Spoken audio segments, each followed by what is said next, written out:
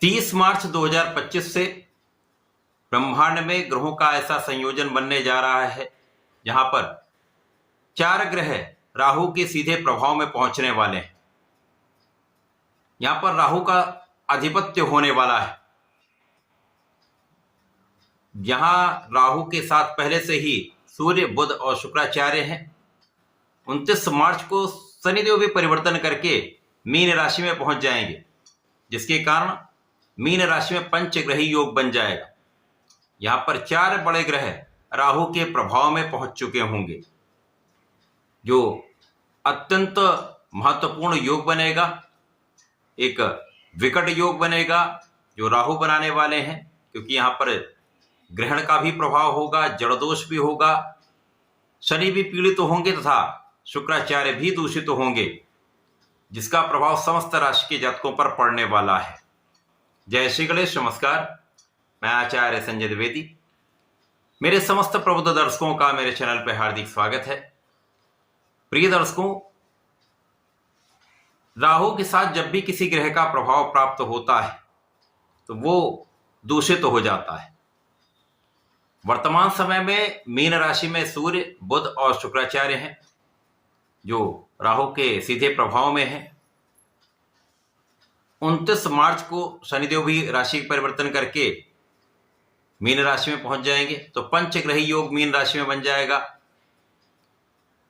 यहां पर बहुत सारी ऐसी स्थितियां आपको देखने में आएंगी जब इसे पैशाचिक योग कहा जाएगा, इसे प्रलयंकारी योग कहा जाएगा, जिसमें बहुत सारी नकारात्मकता आने वाली है ऐसा बताया जाएगा।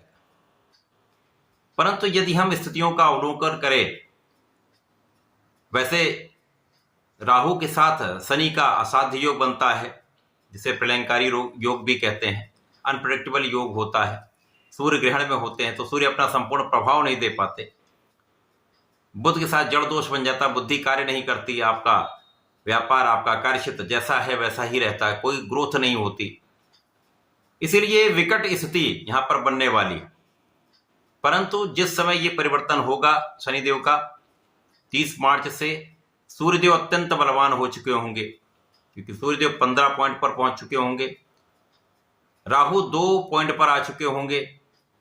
अब सूर्यदेव आगे बढ़ते हैं, सदा ही मार्गी होते हैं, राहु सदा ही वक्री होते हैं।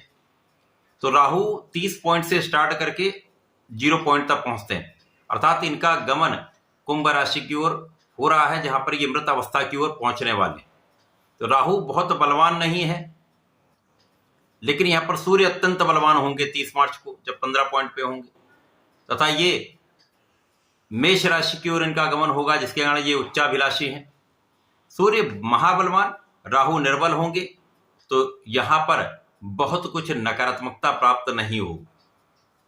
अब जब सूर्य बलवान होते हैं तो समस्त राशियों पर इनका प्रभाव मिलता है, और जो ग्रह इनके साथ में होते हैं उनका बल बढ़ जाता है। अब शनिदेव तो प्रारंभिक समय में 0 पॉइंट पे होंगे, तो यहां पर कोई बड़ी स्थिति बनने वाली नहीं है। जब 18 मई को राहु का राशि परिवर्तन होगा, तब शनिदेव 5 पॉइंट पर अत्यंत बलवान स्थिति में आ रहे होंगे, तथा राहु बहुत ही निर्बल होकर मृत अवस्था में पहुंच चुके होंगे, 0 डिग्री पर होंगे। तो इस पूरे 46 दिन के समय में, जो 30 मार्च से 18 मई के बीच में प्राप्त हो रहा है, कोई महा नकारात्मक स्थिति नहीं बन रही।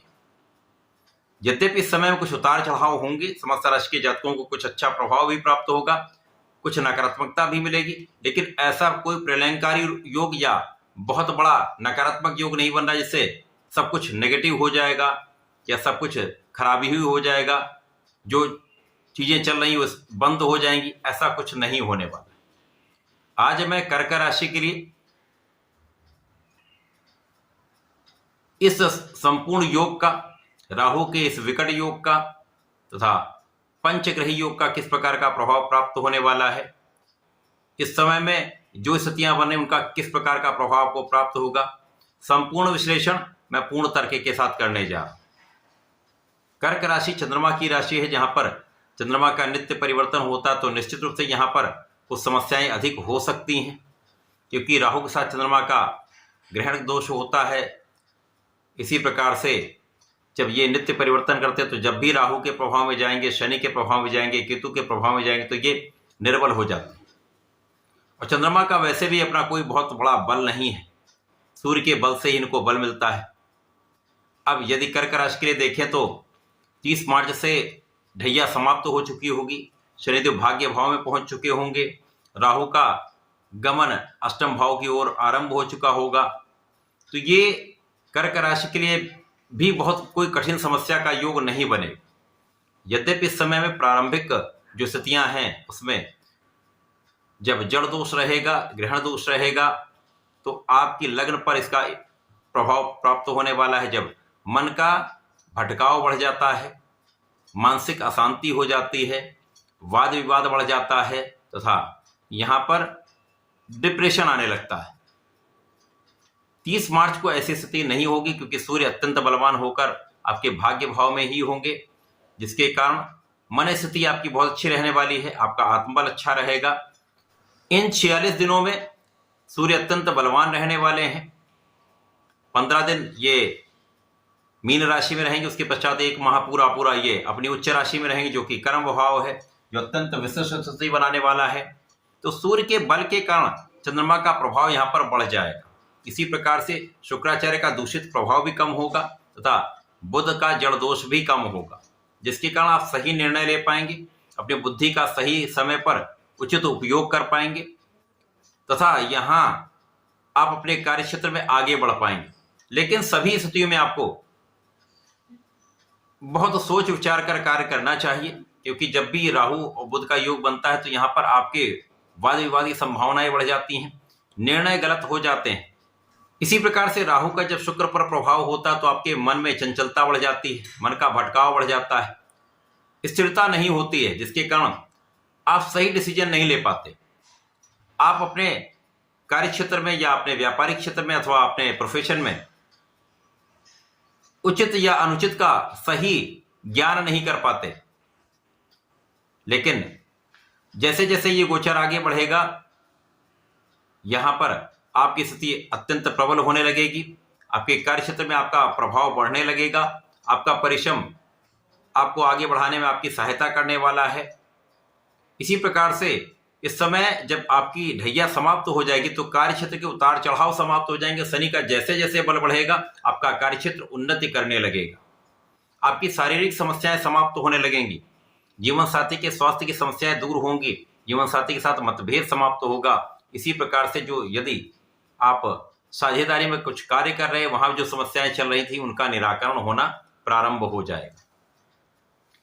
जैसे राहु निर्बल होते जाएंगे, शनि का प्रभाव बढ़ता जाएगा, सूर्य बलवान होते जाएंगे, तो इस समय में आपके सुख साधन का योग बढ़ेगा, आपके धन की वृद्धि का पूर्ण योग बनेगा, परिवार का संपूर्ण सहयोग प्राप्त होगा, सुख संपदा ऐश्वर्य वैभव में आपकी वृद्धि निश्चित रूप से होगी, लोगों का संपूर्ण सहयोग आपको प्राप्त होने लगेगा, पारिवारिक भाव में वृद्धि होगी तथा आपके ज्ञान के भाव में जो निर्बलता आ रही थी वो दूर होगी। जो जातक शिक्षा ले रहे हैं, ज्ञान प्राप्त कर रहे हैं, प्रतियोगिता परीक्षा की तैयारी कर रहे हैं, अब यदि आप अपना पूर्ण परिश्रम कर लेते हैं, पूर्ण मनोयोग से अपने शिक्षा के क्षेत्र में लगे रहते हैं तो परिणाम अच्छे प्राप्त होंगे।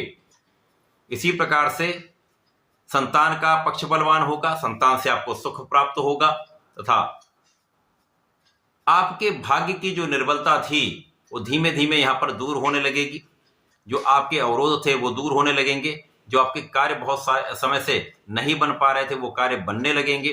तो ये समय जैसे 18 मई तक पहुंचेगा तो आपके लिए स्थितियां अत्यंत प्रबल होने लगेंगी।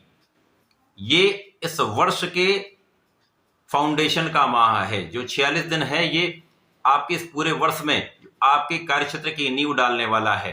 यदि इस समय में आपने सही डिसीजन ले लिया, सही विचार करके कार्य कर लिया, पूर्ण परिश्रम कर लिया, अथक प्रयास कर लिया, तो निश्चित रूप से यही 46 दिन आपको इस पूरे वर्ष में लाभ देने जा रहे हैं। यहां आपके मार्ग को प्रशस्त करने वाले हैं, समस्याओं का निराकरण करने वाले हैं। तो ऐसा नहीं कि राहु हमेशा ही आपके लिए नकारात्मक प्रभाव देंगे। राहु जब आपके अष्टम भाव में जाएंगे तो ये अष्टम भाव में जाते जाते इस नवम भाव के प्रभाव को बढ़ा देंगे, क्योंकि नकारात्मकता सकारात्मक प्रभाव में बदल जाती है। तो जब शनिदेव का प्रभाव बढ़ जाएगा, शनिदेव जो सप्तम अष्टम के स्वामी होकर नवम भाव में होंगे, जब 5 पॉइंट तक आएंगे तो इनका बल बढ़ चुका होगा, जिसके कारण आपका भाग्य साथ देने लगेगा तथा जो अनावश्यक समस्याएं आ रही थी, बिना कारण से बाधाएं आ रही थी, वो दूर होने लगेंगी। आपका आध्यात्मिक भाव प्रबल होने लगेगा, आप धार्मिक हो जाएंगे तथा आप न्याय के अनुसार कार्य करने लगेंगे। तो ये जो 46 दिन का समय है वो कर्क राशि के जातकों के लिए प्रारंभिक समय में कुछ समस्या देने वाला होगा। इन समय में आपको डिसीजन सोच विचार कर करना चाहिए। कार्य क्षेत्र में विशेष रूप से समझदारी से कार्य करना चाहिए, वाद विवाद से बचना चाहिए तथा पूर्ण न्यायोचित होकर कार्य करना चाहिए। कर्क राशि के जातकों को नियमित रूप से भगवान सूर्यदेव को जल देना चाहिए, भगवान भोलेनाथ पर जलार्चन करना चाहिए, नमः शिवाय पंचाक्षर मंत्र का जप अवश्य करना चाहिए तथा लाल चंदन का अर्पण करें तथा थोड़े से दूध का अर्पण करें तो विशेष लाभ प्राप्त होगा, समस्याएं भी दूर होंगी, लाभ वृद्धि निश्चित होगी। तो ऐसा करके समय का उपयोग करें। धन्यवाद, नमस्कार।